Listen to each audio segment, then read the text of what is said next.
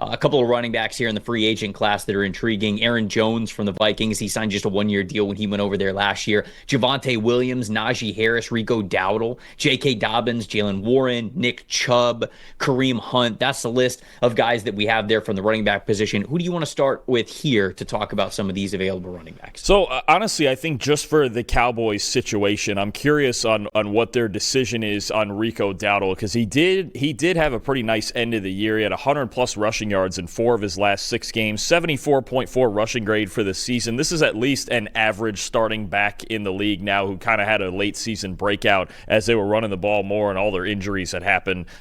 Dak Prescott and even CeeDee Lamb was banged up later in the year. So I wonder if they're going to re-sign Dowdle, if that plays a part in their early decision-making come the draft, right? Because there's been so many projections about somebody like Ashton Jeanty at 12th overall to him, who's clearly the best back in the draft. And if you take him, he's going to play all 3 downs. He's going to play 90% of the snaps at running back for you, right? So I do wonder if there is a path where the Cowboys re-sign Dowdle, take another position, an O-lineman or a D-lineman, I think, in the first round, and then maybe dip in and find a complementary back to Dowdle and use a committee backfield, right? I think, again, it's been so assumed that, hey, the Cowboys are going to take Ashton Jeanty at 12 if he's there. Well, if he's not there, or if they just decide that they have other more pressing needs, which you could very well argue they do, then you have to go with a committee approach anyway. And if you had let Dowdle walk in free agency, then you're starting completely fresh. Probably, I would say there's a chance you would end up drafting 2 backs in the mid-rounds if you didn't have Dowdle, and you got to completely rework this room. So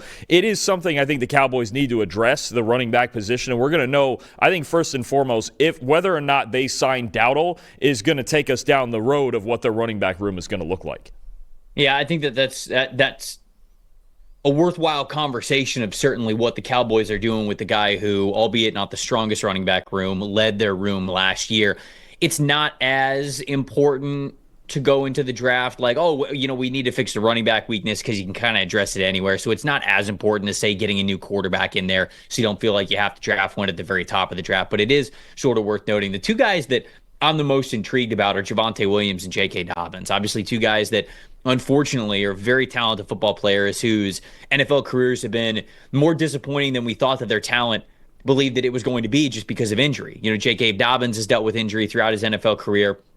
Javonte Williams had a great rookie season, over 900 rushing yards, and then he had the knee injury in his sophomore year, second year in the NFL, and it was a pretty major knee injury. It was a LCL, PCL, ACL injury, and worked his way back from that. We've seen him over the last 2 years, but he has not been that guy. And unfortunately, Denver's one of those teams that really needs a running back to stand out. And so every opportunity was there for him, and he wasn't able to take it. So I wonder if a new change of scenery will be there for him. A very talented back, one that I liked a lot. I loved his mentality. I loved how much power he played with behind his pads. He had good explosiveness, too.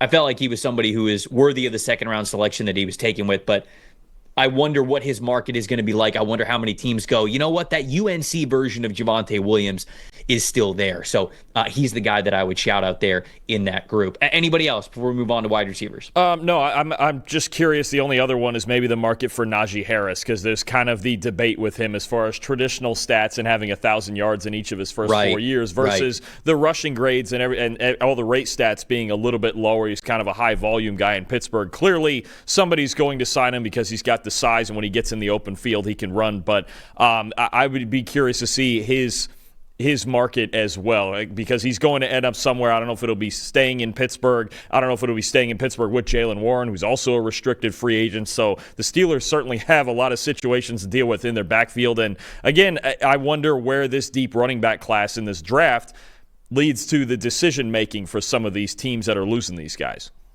Man, I'm thinking about Aaron Jones, too, wondering how much he's got left in the tank. He had over 1,600 yards, total yards this year, Trev, at 30 years old. I know. And that's why, I don't know what Chicago's cap is, but maybe just keep the NFC North tour going, right?